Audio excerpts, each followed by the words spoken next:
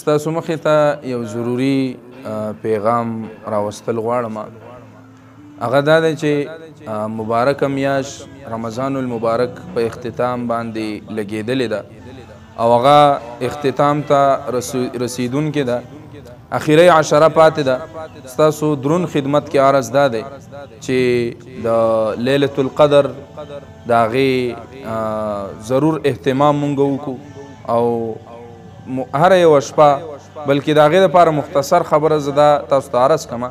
دا کم اخیری لس شپې چې دي په دې کې هر ماسخوتن مونږ د ځان دپاره دا یو معمول جوړ کړو چې کله مونږ روژه ماته کړو، روټۍ وخورو، تراوونه بعد یا د تراوونه بعد ښه ده، ځکه چې هغه شپې ته نږدې ټیم دی. نو په هغه وخت کې مونږ له پکار دا ده چې 2 رکعته نفل په دې 10 شپو کې خامخا 2 رکعته نفل کوو.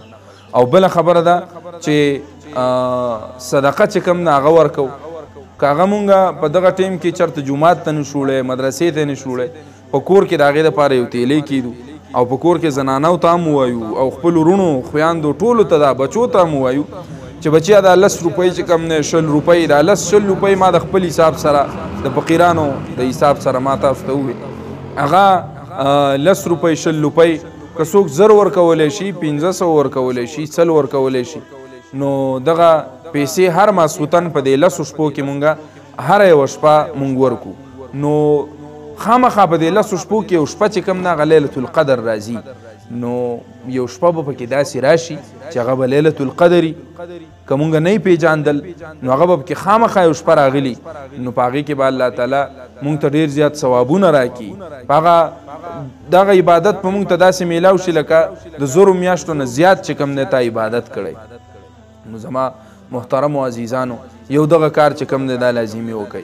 بل لازمي خبره دا ده چې چا سرسایه نه یې ورکړ نو د غنمو په حساب سره خپله سرسایه 2500 روپۍ 250 روپۍ هغه سرسایه غریبانانو له ورکئ.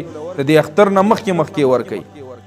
د هغې وجه دا ده چې دغه غریب سړی به پې خپل بچي له پیزار واخلي، خپل بچي له به پې کپړې واخلي، خپل ځان له به پې روټۍ راوړي، د اختر دپاره به پې ځان له تیاری وکړي.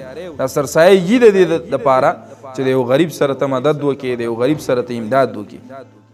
او درېیمه خبره لازمي دا ده چې ستاسو په ګاونډ کې څوک غریبانانی د هغې سره پیسې نه، یا څوک یتیمانان د هغې پلار نه یا مور نه، نو که څوک مالداره یا څوک داسې دی چې هغه څه ناڅه د هغه وس کېږي نو د هغه سره په دې اختر کې خامخا د هغې بچو له کپړې واخلئ، د هغې بچو له پیزار واخلئ، د هغې یتیم بچي په سر باندې لاس راکاږئ.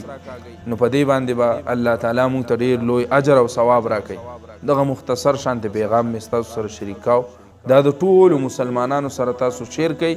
انشاءالله الله تعالی به موږ او تاسو ته اجر او ثواب راکوي. جزاکم الله خیر.